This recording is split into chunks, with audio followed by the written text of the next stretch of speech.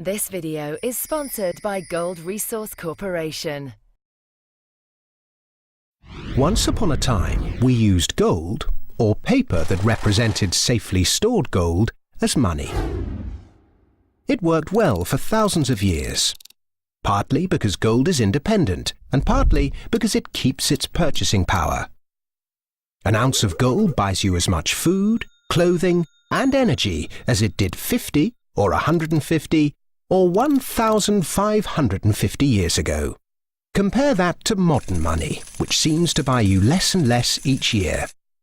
100 years ago, when the Federal Reserve Bank was formed, $1 would buy you this much oil. 50 years ago, it bought you this much. Now, it buys you this much. That's not very much, is it?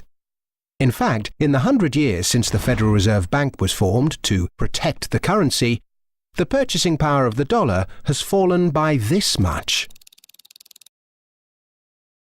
Why did governments stop using gold? In 1914, the British and German governments were committed to various spending programs and World War I, a war that probably needn't have happened, and neither had the money or gold to pay for it.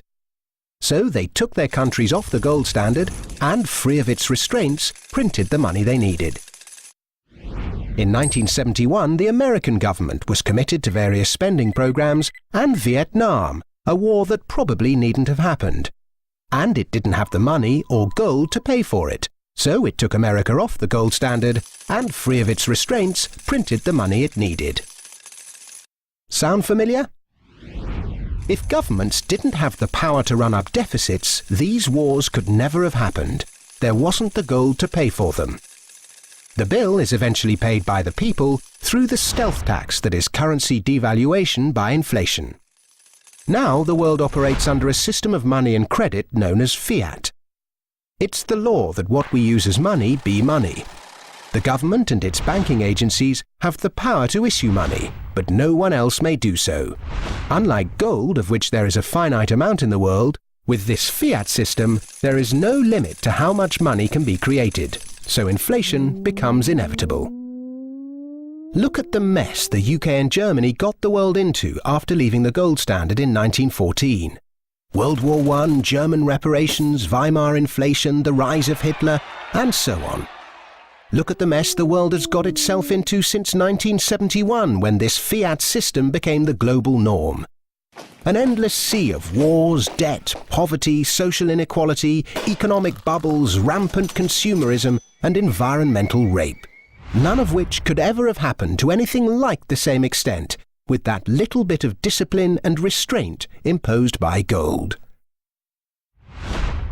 The ability to issue money is too much power for governments, banks, anybody, however well-intentioned. The best way to stop the abuse of power is to spread it as thinly and widely as possible. That's why we need to get back to a sound system of money. Unlike any bank, any corporation, any government, or any body, gold really is independent.